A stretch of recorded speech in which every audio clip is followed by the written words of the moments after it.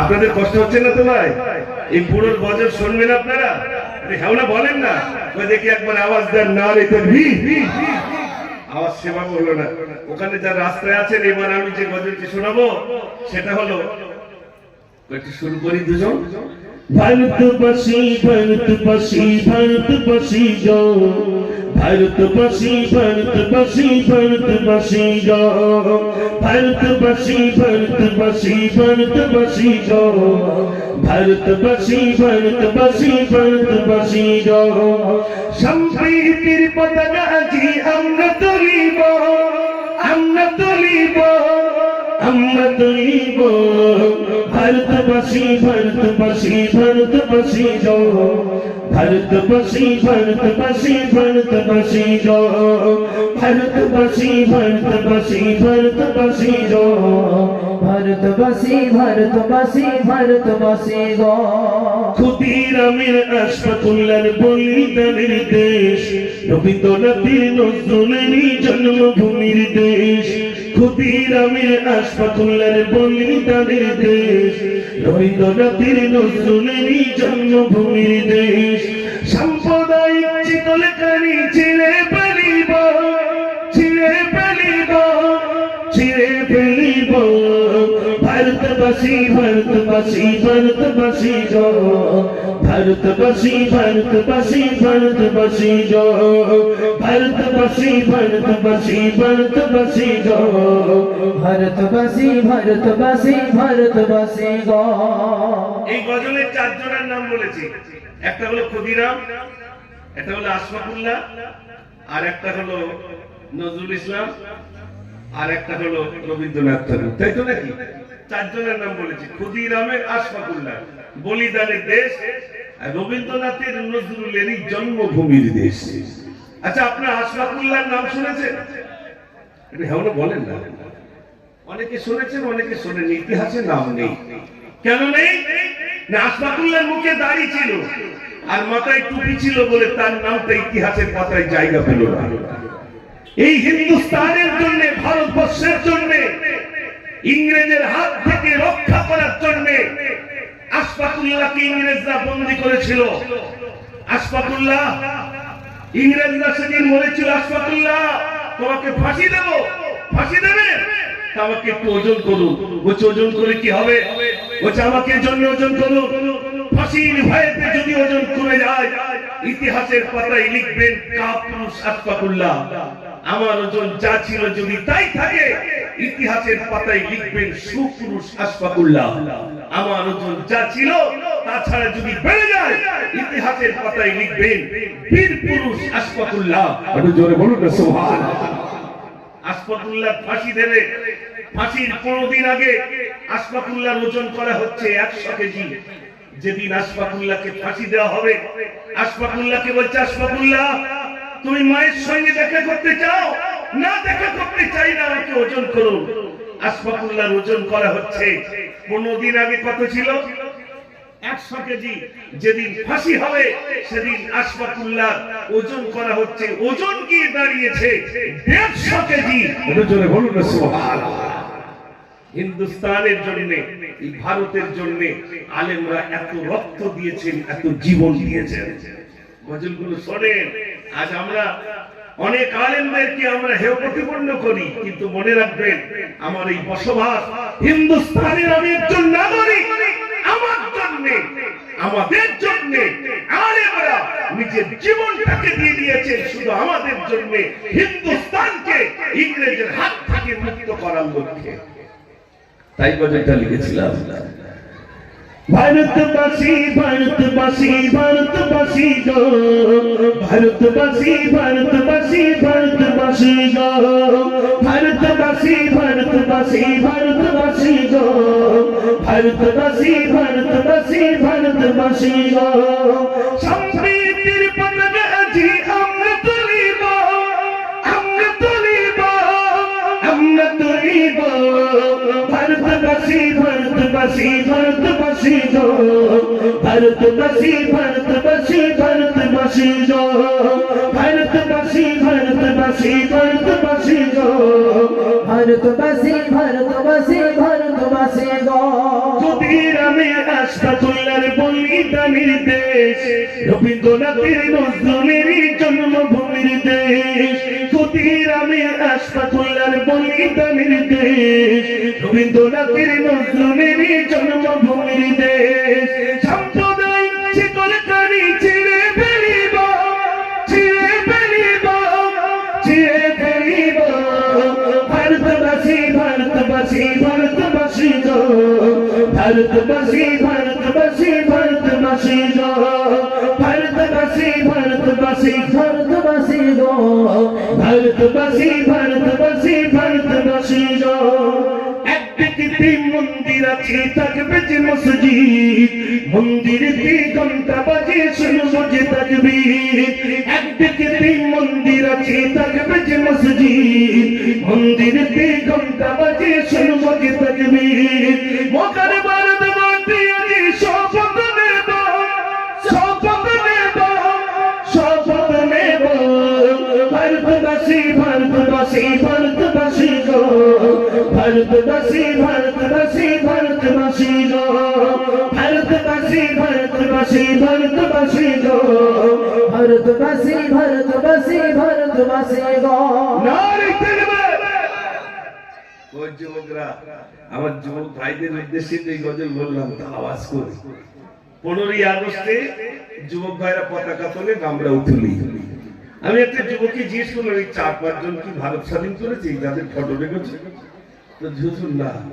আরো অনেক জনের তাদের ফটোগুলো কি হলো কেউ খুঁজে পাচ্ছে না আমরা মনে করেছি 2-3 জন বুঝি ভারত স্বাধীন করে তাই নাকি ভাই ভারত কেউ 3-4 জন স্বাধীন করেছে না না না না আমার সোনার ভাইরা হিন্দুস্তান সারা বিশ্বের বুকে প্রথম স্থান অর্থাৎ হিন্দুস্তান মানুষের কাছে বিরাট আপন কেন বলতো এই হিন্দুস্তানে ভিন্ন ধর্মাবলম্বী আমরা এখানে বসবাস করি এখানে খ্রিস্টান আছেন ইহুদি আছেন নাসারা আছেন জৈন আছেন শিখ আছেন ঈসাই আছেন সর্ব ধর্মের মানুষ বলে হিন্দুস্তান সারা বিশ্বের কাছে প্রথম স্থান অধিকার করেছে এজন্যই যেখানে ভিন্ন ধর্মাবলম্বী বসবাস করে আমি একটা গজল ছিল আজ আলেমদেরকে বাংলাদেশের হাসিনা সরকার তাদেরকে কিভাবে তাদেরকে হত্যা করছে তো আমি বিশেষ করে মাওলানা দেলোয়ার হোসেন সাইদি হাফিজাহুল্লাহ যিনি মরহুম মাওলানা দেলোয়ার হোসেন সাইদি হুজুর রহমাতুল্লাহ আলাইহি যিনি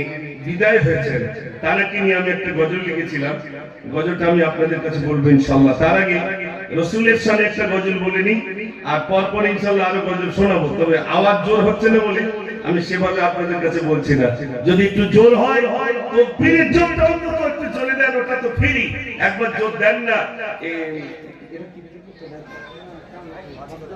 ও বাগজেলা উত্তর পাড়া না বাগজেলা উত্তর পাড়ার যুবক ভাইরা একটু জোরে আওয়াজ দেন না দেখি নারে তাকবীর মোটামুটি হয়েছে এটা একটা গাড়ির তো 4-5টা করে গিয়ার দিচ্ছে তাহলে প্রথম গিয়ারে দ্বিতীয় গিয়ার আর একটু দেখি নারে তাকবীর নারে তাকবীর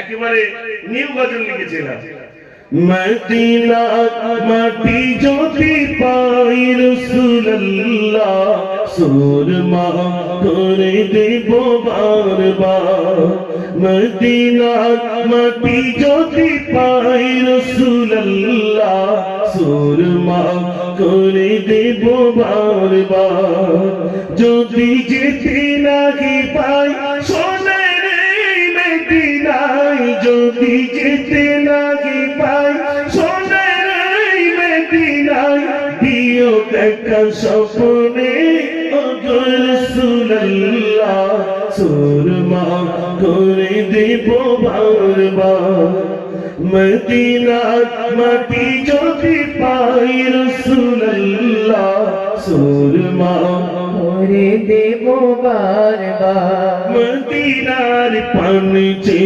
থাকি প্রতিদিন একে একে দিন যায় ভাঙে মনোবল ডানা মেলে পাখি যায় পাক মদিনা দেখে মন আঁকি দুটি করে চলো ছল আমি ভাবি নিরালয় পাক মদিনার আশায় আমি ভাবি নিরালয় পাক মদিনার আশায় দিদারে দেখা দাও রাসূলুল্লাহ সুরমা করে দেব বারবার মদিনার মাটি যদি পাই রাসূলুল্লাহ সুরমা করে দেব বারবার তুমি ছিলে পৃথিবীর সেরা উপহার তোমারই পরশ পেয়ে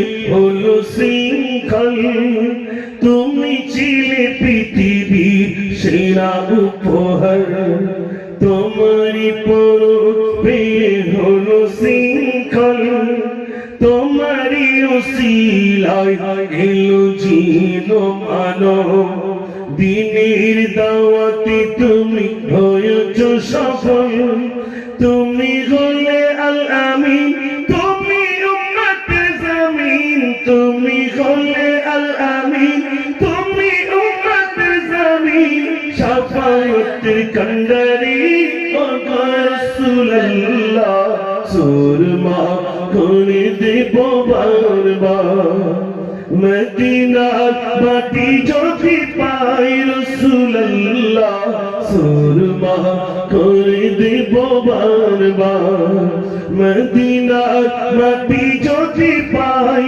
রাসূলুল্লাহ সুরমা করে দেব বারবার এ ছিল আমার রাসূলের শানে বহু গজল আল্লাহ লিখেছেন আমি কেউ যদি আমার বলে তোর গজল বলতে দেবো না আমি ছাড়বো যদি বলে কেন ছাড়বেন না আমি গজল পেয়ে আমি যা গজল গিয়ে যা পেয়েছি হয়তো আপনি তা পাননি আমি কি পেয়েছি একটু শোনাই আমার জীবনে যখন প্রথম গজলটা লিখি নবীর দেশে চলো না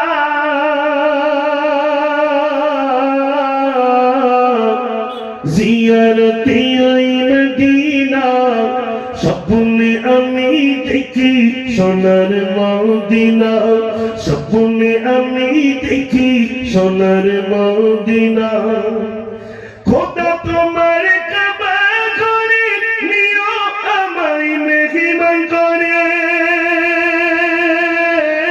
কত গাজীর সব তোয়াব করে আমায় কেন ডাকো না স্বপ্নে আমি দেখি সোনার মদিনা স্বপ্নে আমি দেখি সোনার মদিনা নবীর দেশে চলো না জিয়ারতে আই মদিনা স্বপ্নে আমি দেখি সোনার মদিনা স্বপ্নে আমি দেখি সোনার মদিনা পয়সা করি নেই যে আমার সাথে জেগেছি মদিনা যাওয়া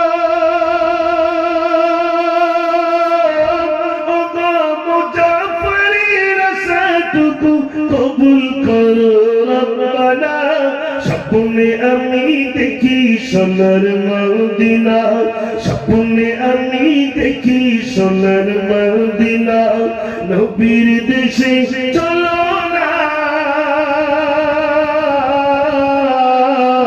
জিয়ারতে আই মদিনা স্বপ্নে আমি দেখি সোনার মদিনা স্বপ্নে আমি দেখি সোনার মদিনা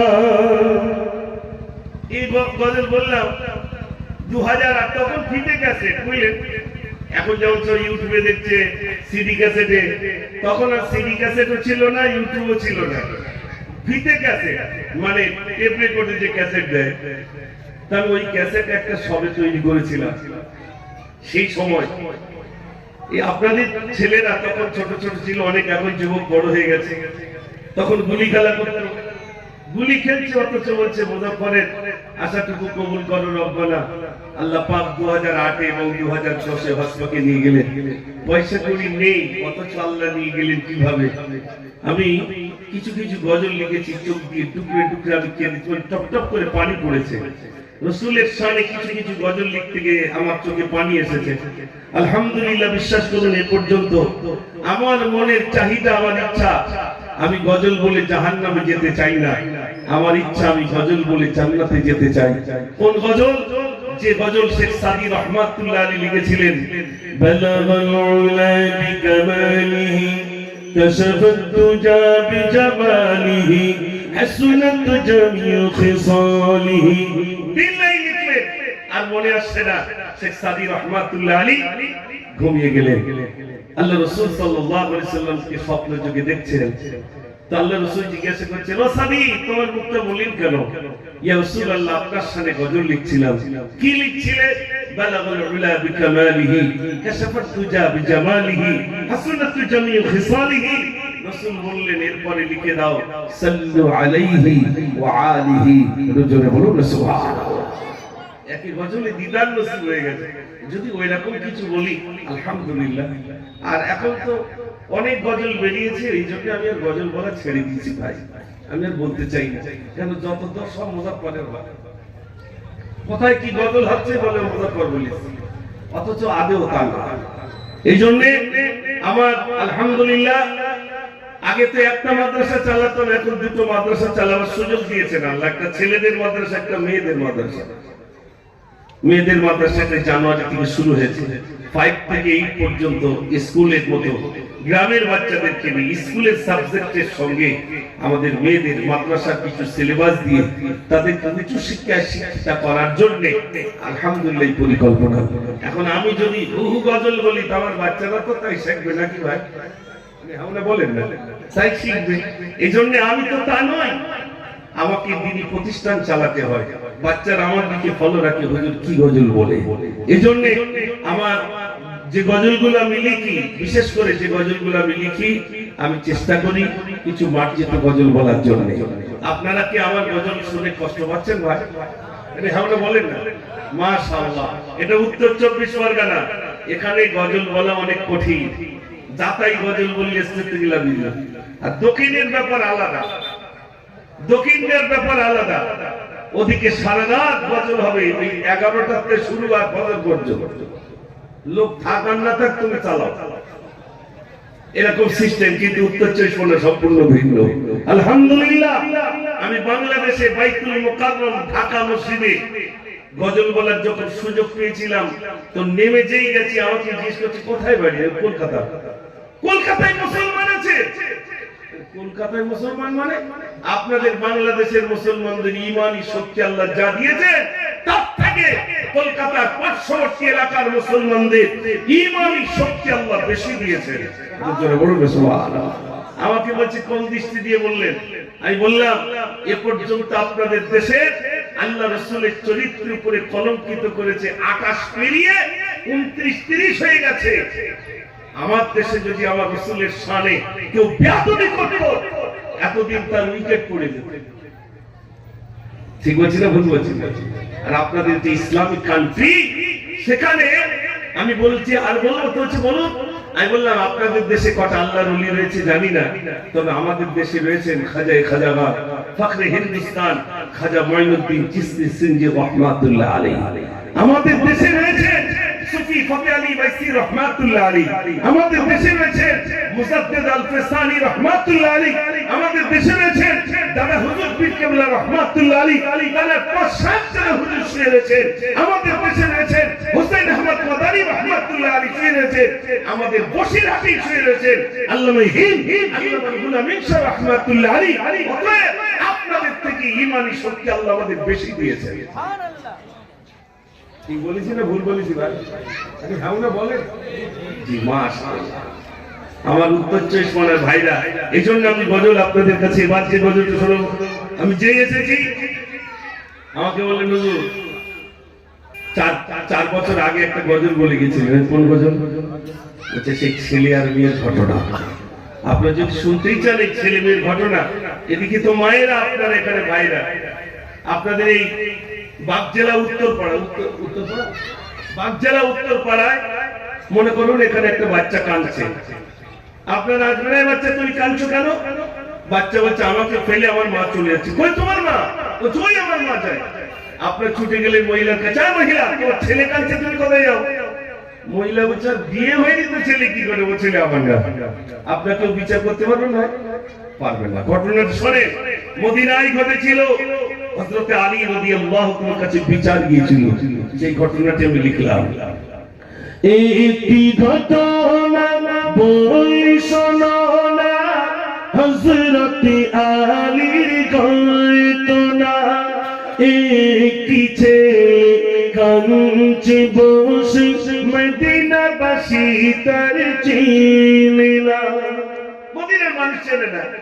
মদিনাবাসী ছুটে এলো, ও গো ছেলে তুমি বলো না, কাঁদছো তুমি এমন করে, কি বেদনা শোনাও না।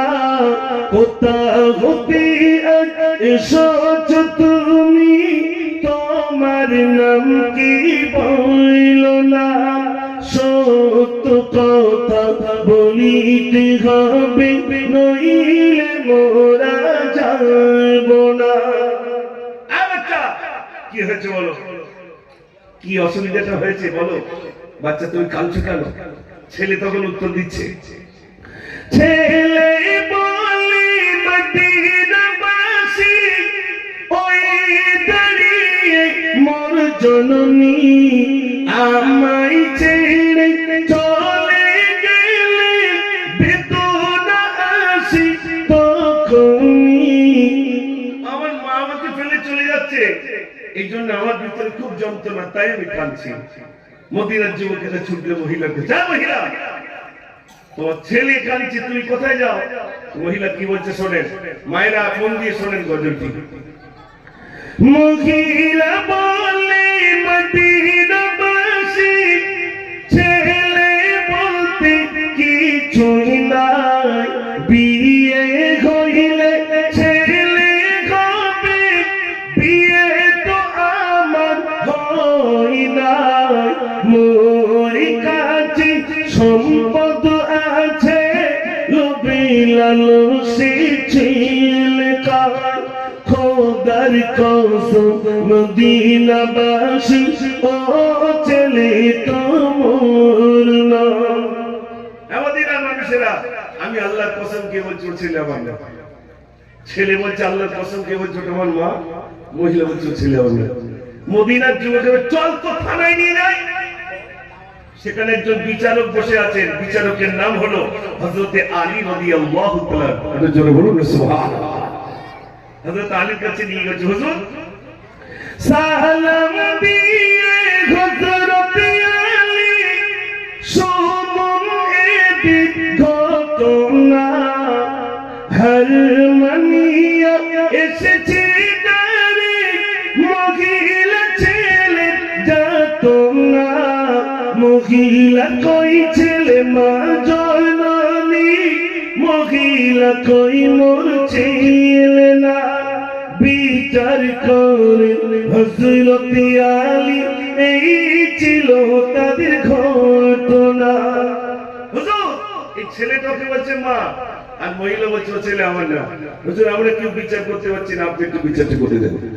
হযরত আলী রাদিয়াল্লাহু মিলিলে, একদিকে ছেলে একদিকে মহিলা, এবার বিচার শুরু হবে। আপনারা কি বিচার শুনবেন? ওই ভাইরা বিচার শুনবেন? তাহলে এবার আমাদের একটু জোরে দিতে হবে যদি বিচার শোনেন। না রে তাকবীর।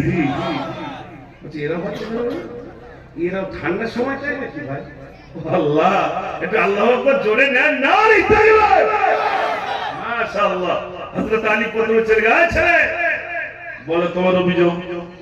বিচার করতে গেলে দুজনের অভিযোগ শুনবে তো, তাহলে প্রথমে ছেলেটার অভিযোগ শুনছে। ছেলে বলো তোমার অভিযোগ বলো। হযরত আলী বলেন, এবার এ ছেলে তুমি সত্য বলো, ওই মহিলা কি হয় তোমার, সব ঘটনা খুলে বলো।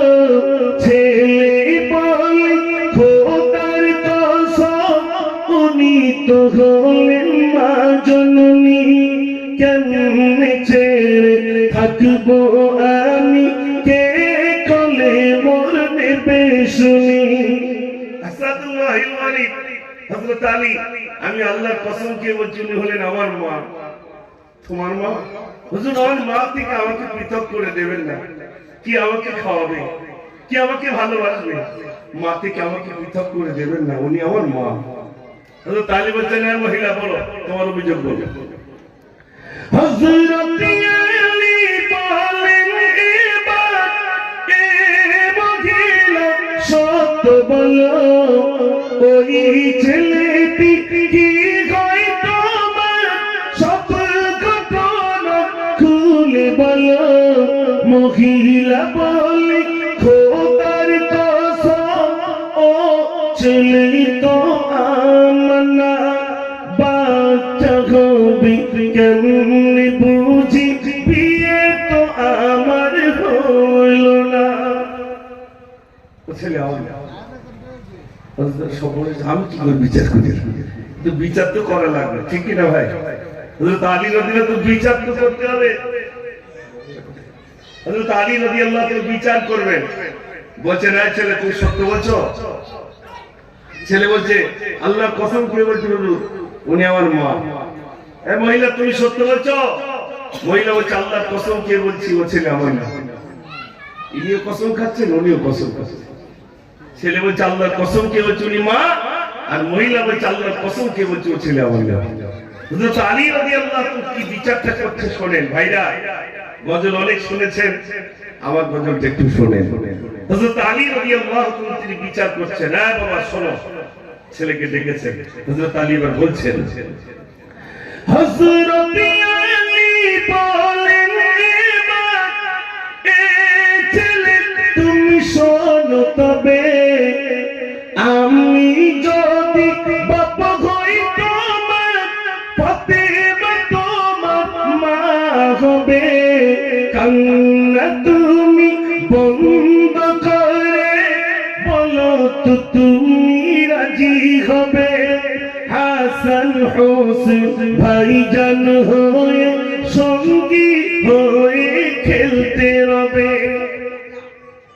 ছেলেকে বলছে, বাবা আমি আলী যদি তোমার আব্বা হই, আর ফাতেমা যদি তোমার মা হয়, হাসান আর হুসাইন যদি তোমার ভাই হয়, তোমার কোনো দুঃখ আছে? ছেলেটি কি উত্তর দিচ্ছে দেখে। ছেলে বলে, হযরত আলী চাই না আমি ওই জননী। ও মার দরকার নেই, যে মা বলছিল ও ছেলে আমার না, ও মার দরকার নেই। তাহলে দরকার কার? পিতা হবে হযরত আলী, ফাতেমা হবে মা জননী। হাসান হোসেন ভাইজান হবে নানাজি হবেন এখনি। বাদশাহ দিগে বাদশাহ নবী, তানার কলিজা মা জননী। একটু জোরে বলুন সুবহানাল্লাহ। হুজুর আমার কোনো দরকার নেই, মহিলার দরকার নেই। হযরত আলী হবেন আমার আব্বা, ফাতেমা জাহরা হবেন আমার মা, হাসান আর হুসাইন হবেন আমার ভাই। আমার কোনো দুঃখ নেই, আজ থেকে আমি হয়ে গেলাম আপনার ছেলে। হযরত আলী রাদিয়াল্লাহু আনহু বললেন, না মহিলা তুমি চলে যাও, বিচার হয়ে গেছে। মহিলা বলছে, দুজন এসেছি, একটাকে ছেলে করে নিলেন আর আমাকে তাড়িয়ে দিচ্ছেন। কার না সব জাগে হযরত আলী রাদিয়াল্লাহু আনহু বাড়ির মেহমান হওয়ার, ওটাকে ছেলে করে নিয়েছেন, আমাকে একটু আপনার বাড়ির মেহমান করে নেন। হযরত আলী রাদিয়াল্লাহু আনহু বললেন, না তুমি চলে যাও। বারে বারে বলছেন, কিন্তু মহিলা যায় না। হযরত আলী রাদিয়াল্লাহু আনহু তখন বলছেন, হ্যাঁ মহিলা শোনো, এই মাত্র যে ছেলেটাকে ছেলে করে নিলাম, ওই ছেলেটির সঙ্গে তোমাকে বিয়ে দেব। বিয়ে দিয়ে পুত্রবধূ অর্থাৎ বৌমা করে আমার বাড়িতে আনবো, তুমি রাজি আছো? কথা শুনছেন তো ভাই? মাশাআল্লাহ। মহিলা তখন বলছে, আসাদুল্লাহিল ওয়ালি, ওই ছেলেটির সঙ্গে যদি আমার বিয়ে হয়ে যায়, তাহলে হযরত আলী হবেন আমার শ্বশুর, ফাতেমা জাহরা রাদিয়াল্লাহু তাআলা হবেন আমার মা। আমার কোনো দুঃখ থাকে না। তবে বলো, সন্তানের সঙ্গে কি কোনোদিন মায়ের বিয়ে হয়? এই এতক্ষণ কেন বলেছিল ছেলে আমার না? কেন বলেছিল ছেলে আমার না? এটা আবার পরের বছর আল্লাহ যদি আনে, তারপর থেকে আমার হবে ইনশাআল্লাহ। রাজি আছেন তো ইনশাআল্লাহ? হ্যাঁ বলে মাশাআল্লাহ। হ্যাঁ পরের বছর আবার শুনবে, তাই তো নাকি? মাশাআল্লাহ, একবার একটু জোরে আওয়াজ দেন, নারে তাকবীর। দেখেন বহু গজল তো লিখেছেন।